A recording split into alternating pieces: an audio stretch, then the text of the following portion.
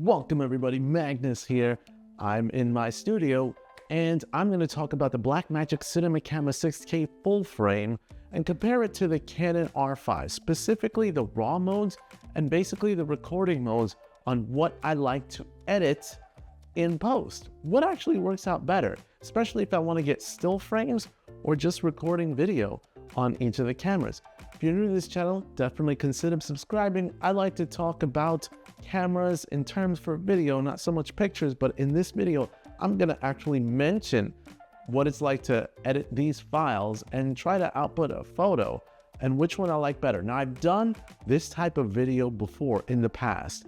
I remember comparing the photo modes of the original R5 to the Blackmagic cameras and seeing which I like best. And I've always been in a toss-up, but I like the R5 at the time because the R5 in itself had higher resolution. Now it's the R5 Mark II and the Blackmagic Cinema Camera 6K full frame. Both of them have full frame sensors. However, the difference here that is very important is that the Blackmagic actually has open gate. And I've mentioned that before a bunch of times. I love open gate. But the Blackmagic in itself has still been one that I really haven't taken out on too many shoots or shot video in this studio like too often for like YouTube, because the most frustrating thing is like when I would work with the Blackmagic, I would have to use my app, make sure I focus right here, and then I can't move. I wouldn't be able to move closer to any of the cameras or move farther away because then the Blackmagic would lose me. And I'd have to kind of stay where I'm at right there. Now that the Cinema Camera 6K full frame has been updated to have dual pixel autofocus that's continuous, it's actually pretty cool. It's still not as great as the dual pixel autofocus on the Canon R5, which I'm recording with now as well, because that camera has like detect autofocus, and if I turn around, the camera won't lose me. It'll know where my head is, and then it's just really predictable, really advanced. Well, this is kind of Blackmagic Design's first stint on dual pixel autofocus. So if I turn my head and I go the other way, autofocus starts to hunt and then gives up, and then I'd have to go behind the camera and then try again.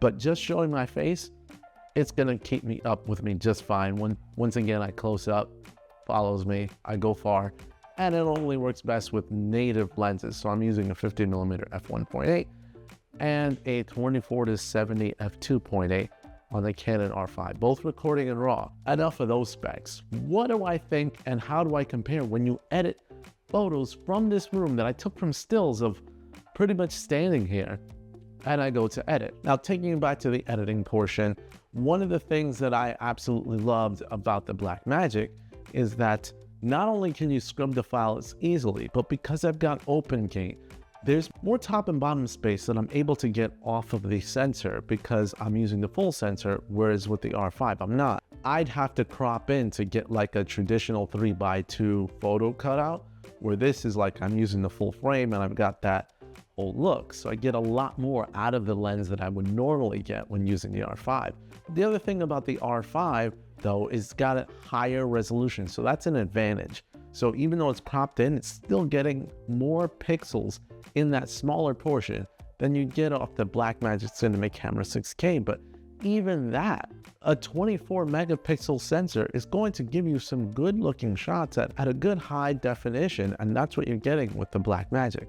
So when editing the files in like post too, I found that they're very different when it comes to editing the RAW files, but because the Blackmagic scrubs very easily, I do enjoy kind of like finding that like perfect shot in the Blackmagic footage and then pulling that out and getting a really high megapixel output.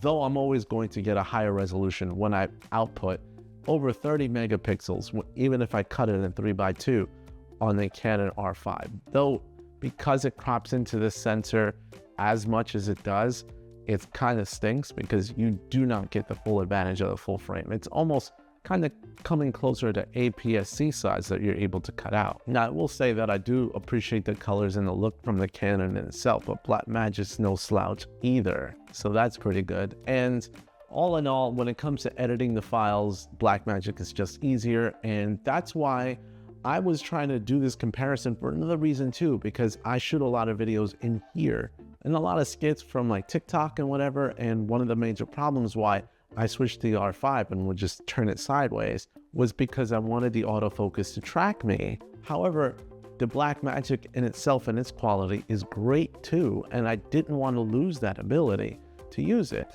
However, I will say that when using the Blackmagic versus the R5, the noise reduction that's built into the R5 works better for green screen keying because of the denoising that the camera does. I can just put it in a regular neutral color profile without having to film log because it's really not necessary when I'm doing like those green screen keys, and it just works better on the Canon. Whereas with the Blackmagic design, I've got to do some noise reduction and then it slows down the processing in post, which I don't like.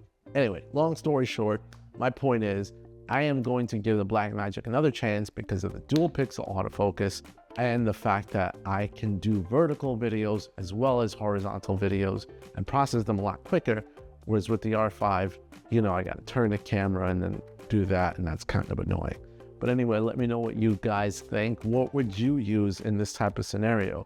Do you think it makes sense to just take damn pictures with the photo camera and leave the video elsewhere? I do think it's better to do that as well, because then you get the full sensor. But when you're in a pinch and you need to get photos from the video, still frames, I believe you're going to do a lot better and be a lot better off if you use the Blackmagic Cinema Camera 6K. And even though it's a resolution that's lower than the Canon R5, you actually can go a lot further when you use the Blackmagic for a still from the video. So that's just my opinion. That's all I gotta say. I wanted to keep this really short. Thank you for watching, and as always, you can make my day if you subscribe today. This is Magnus, I'm out. I'm gonna leave affiliate links down below to the gear that I use for this video.